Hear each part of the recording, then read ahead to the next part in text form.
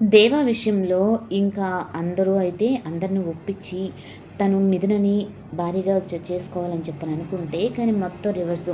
అటు మిథున వాళ్ళ ఇంట్లో కానీ, ఇటు దేవా వాళ్ళ ఇంట్లో కానీ, ఇంకా అందరూ వాళ్ళిద్దరినైతే వదిలేస్తే, ఇంకా దేవా అయితే మిథునని పట్టుకొని, నేను గుళ్ళో ఉండి చెప్తున్నాను మిథున, ఇంక ఎప్పటికీ నీ చెయ్యైతే వదిలిపెట్టను. ఎన్ని ఒడిదుడుకులు వచ్చినా నీ చెయ్యైతే వదిలిపెట్టను అని చెప్పని తనకి చెప్తూ ఉంటే, మిథున అయితే చాలా సంతోషపడుతూ ఉంటుంది.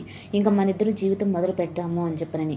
ఇంకా దేవుడు ఉపాసకురాలైతే ఇంక అక్కడికొచ్చి, మీరిద్దరూ తీసుకున్న నిర్ణయం మంచిదే, కానీ ఇక నుంచి మీ ఇద్దరి మధ్య మళ్ళీ ఒడిదుడుకులనేటివి కఠినంగా మారబోతున్నాయి.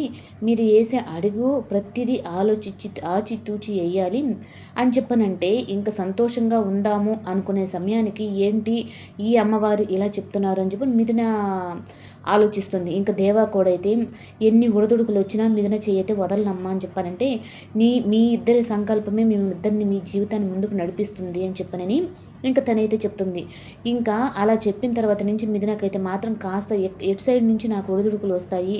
ఇప్పుడు ఏంటి కొత్తగా ఈ ప్రమాదం మళ్ళీ అని చెప్పనని తను ఇంకా మళ్ళీ టెన్షన్ పడుతూ ఉంటుంది. లేదు మిథున, ఎన్ని ఒడిదుడుకులొచ్చినా నేనైతే నీ చెయ్యి వదిలిపెట్టనని చెప్పి దేవా ధైర్యం చెప్తాడు.